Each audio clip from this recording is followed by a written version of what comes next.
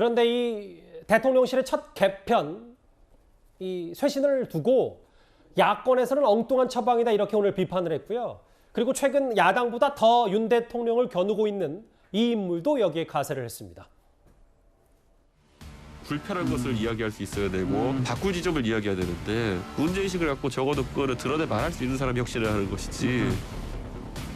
결국은 인적 쇄신이 아니라 측근 보강에 지고 있습니다. 홍보 수석 교체를 하는 것을 보면서 엉뚱한 처방을 내리고 있다. 언론 통제의 핵심 인물 중 한 명이 바로 김은혜 신임 홍보수석입니다. 지방선거 당시 재산 축소 의혹이 불거진 피의자 신분으로 경찰이 이달 중 신임 수석을 소환 조사할 예정이라는 보도도 있었습니다. 이러다간 호미로 막을 것을 가래로도 막지 못하는 사태가 초래될 것입니다. 이준석 대표는 위기 상황에 문제의식도 없다 이렇게 오늘 얘기를 했어요. 이현정 의원님. 네. 뭐 김은혜 홍보수석 좋다. 김준일 대표님도 나름 긍정적인 평가를 해줬다면 김은혜 수석 말고도 또 다른 사람을 바꾸면서 뭔가 쇄신의 폭을 넓혔어야 되는 거 아니냐. 홍보수석만과 부족하지 않냐. 이런 지적 어떻게 받아들이세요? 저도 일리가 있다 봅니다. 왜냐하면 어떤 좋은 물건을 만들더라도 그거를 포장을 못하면 그 상품성이 떨어지죠. 그리고 포장을 아무리 잘하더라도 그게 예를 들어 소비자한테 판매되어 나가는 과정이 원활하지 않다 그러면 아무 소용이 없는 거 아니겠습니까? 이게 하나의 마케팅이거든요. 근데 저는 정치에서 마케팅은 바로 정무라고 생각이 듭니다. 즉, 이 어떤 정책을 개발하는 것과 그다음에 이제 이 홍보라는 것이 이제 이거를 어떤 면에서 보면 싸는 것이고요. 이걸 국민들한테 효율적으로 또 야당에게 효율적으로 전달하고 국민들에게 느끼기에 아, 이게 나에게 이득이 되겠구나라는 판단들을 내리도록 하는 게 바로 정무가 할 수 있는 역할이거든요. 그래서 저는 아쉬운 것이 이번에 사실은 홍보 기능 자체가 이제 바뀌었습니다만은 저는 이번에 정무 기능도 상당히 좀 바뀌어야 된다라고 이제 주장했었는데 제가 오늘 취재를 해보니까 대통령이 이런 인식을 많이 갖고 계신 것 같아요. 그래서 아마 조만간 정무 부분에 대해서도 상당히 좀 개편이 있을 것이다. 잠시만요. 좀 더 구체적으로 얘기해 보면 네. 이진봉 정무수석도 바뀔 수 있다 이 얘기입니까? 네, 그렇습니다. 아마 이번에 아마 바꾸려고 그랬는데 아마 후임자를 찾는 과정에서 적절한 후임자를 못 찾은 것 같습니다. 전직 의원들을 뭐 다 리스트업해서 일일이 이제 검증을 했었는데, 근데도 불구하고 윤 대통령 생각도 이 정무에 뭔가 문제가 있다 이런 인식 자체는 공유하고 있는 것 같아요. 예. 그래서 아마 정기국회가 어떤 되는 중이나 아니면 끝나면서 저는 아마 정무 부분도 상당히 개편이 있을 걸로 생각이 듭니다. 이제 그렇게 된다면 지금 이제 정책 생산을 하는 이제 정책기획수석이 이제 만들어졌지 않습니까? 예. 이거를 홍보수석이 어떤 포장을 하고 실제로 이것을 야당을 설득하고 국민에게 전달하는 이런 마케팅 능력은 결국 정무수석이 해야 되는 역할인데 이런 것 정도가 어느 정도 갖춰진다라고 하면 저는 뭐 큰 문제는 앞으로 이제 없을 거라 생각이 들지만 아마 이제 저는 이번에 느낀 것은 결국 대통령이 이 정치의 중요성을 조금씩 인식하고 있다. 이 부분은 조금의 긍정적인 측면도 있는 것 같습니다. 이현정 의원님 말씀 제가 좀 더 붙이자면 일부 보도를 보니까 정무수석에 뭐 김재현 전 최고위원도 한마평이 있었다가 네.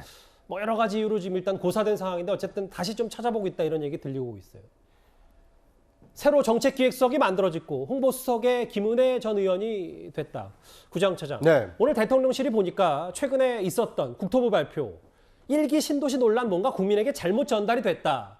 대통령이 이렇게까지 직접 밝힌 이유도 결국은 김은혜 홍보수석에게 좀 더 강력한 메시지를 주문한 거다 이렇게 받아들이면 되겠죠? 네.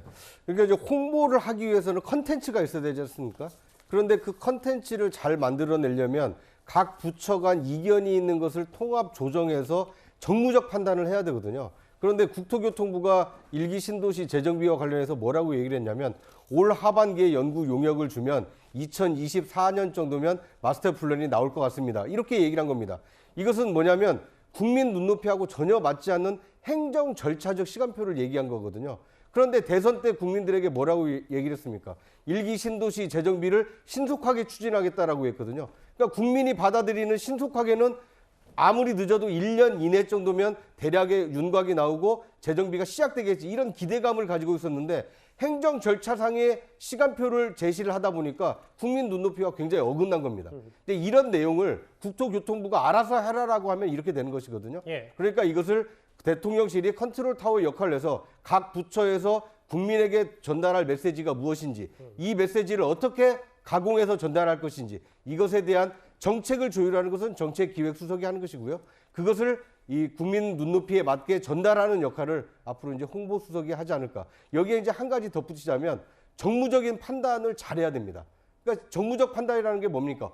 때와 장소를 잘 맞춰야 되는 이현정 것이거든요. 의원님과 비슷한 말씀하시네요. 네, 그러니까 예. 이런 때와 장소를 잘 맞추는 정무적 판단까지 가미가 되었을 때 대통령실이 말 그대로 국정의 이 컨트롤 타워 역할을 할 수 있지 않을까, 뭐 그런 기대를 해봅니다. 그래서 대통령실도 이제 이 정도 지지율이면 바닥을 쳤다 판단하고 뭔가 쇄신을 하려고 하겠죠. 김민정 교수님. 그런데 이거는 정말 일부 보도이긴 한데 중앙일보 보도에 따르면 윤핵관들이 뭐 글쎄요. 윤핵관 라인을 타고 들어온 뭐 시쳇말로 심어놨다고 하는 대통령실 인사들을 뭔가 솎아내려고 하고 있다 이런 분위기도 있어요. 어떻게 받아들이십니까? 뭐 저는 솎아낸다라는 표현보다는 아마 전반적으로 업무 평가를 하고 있지 않을까 이런 생각은 하게 됩니다. 지금 대통령실의 개편 과정을 본다라고 해도 어떤 면에서 기존의 정치인들과 달리 행정의 합리성을 굉장히 중요시 여기고 있다라고 하는 것을 볼 수 있고요. 이것이 정치적으로 쇼크를 주는 뭐 대규모의 개편 이런 식으로 가지 않고 이렇게 보완 형식으로 개편해 가는 것도 바로 이 행정의 합리성을 중요시 여기고 있는 한 측면이다 이렇게 볼 수 있을 겁니다. 예. 이 때문에 상위의 수석들도 중요하지만 비서관 또 그 밑에 행정관까지 업무 능력이 어떻게 되는지 이런 것에 대해서 또 윤리적인 문제는 없는지 이런 것에 대한 아마 평가를 하고 있지 않겠는가 이런 생각을 합니다. 취임 100일을 맞아서 뭔가 분위기 쇄신을 꾀하고 있는 윤 대통령인데 그 이후의 결과물들이 어떻게 펼쳐질지 저희도 꼼꼼히 한번 검증을 해보겠습니다.